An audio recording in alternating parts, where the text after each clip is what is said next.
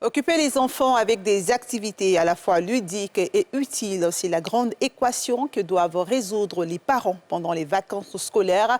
Ils rivalisent d'idées et d'astuces selon leurs moyens financiers. Certains vont en vacances hors de la Côte d'Ivoire, tandis que d'autres restent ici en multipliant les astuces pour fuir l'ennui et la monotonie. Bénédicte Silou et Massitouré Mathurin-Badé nous expliquent comment les familles s'occupent pendant les vacances.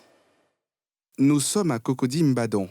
C'est ce parc d'attractions qu'a choisi Armel Conan pour occuper et divertir ses enfants pendant cette période de grandes vacances. Pour cette jeune mère, l'épanouissement des enfants pendant cette période est primordial. Je suis en congé, voilà, donc je suis venue avec les enfants pour qu'ils s'amusent, pour qu'ils se distraient un peu. Il y a un qui joue au football, il y a un autre qui fait un peu d'apnée, lui apprend la natation.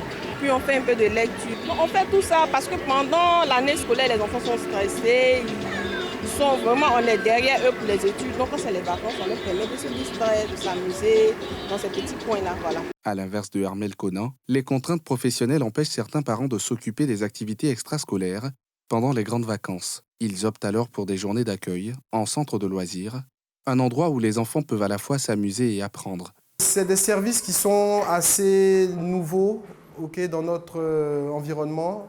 C'est vrai que historiquement, les parents avaient beaucoup plus des nounous qui s'occupaient des enfants. Les parents rencontrent de plus en plus de difficultés de garde, donc à trouver des nounous fiables. Donc c'est vrai que pendant les vacances, généralement, c'est des longues périodes, donc de 2-3 mois.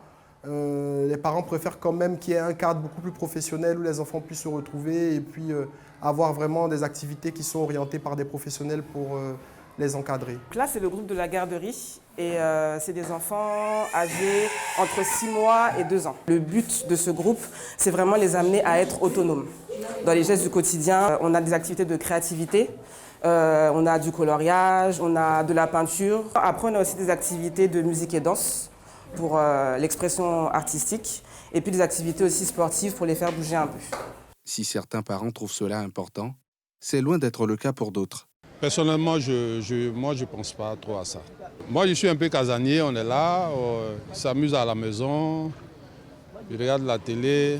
J'occupe généralement mes enfants par les colonies de vacances.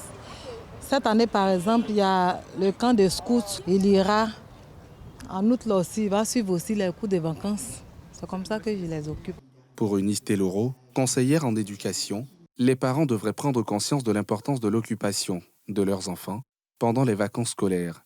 Cela joue un rôle très important non seulement dans leur épanouissement, mais aussi dans l'éducation de ces derniers. Les vacances sont une opportunité en or pour les parents, pour qu'ils puissent consacrer des temps de qualité à leurs enfants. Cela permet d'ouvrir l'esprit des enfants. Le bonheur ne demande pas toujours énormément d'argent. Il y a des jeux de société comme ça en famille, mais c'est suffisant des fois pour amener la bonne humeur.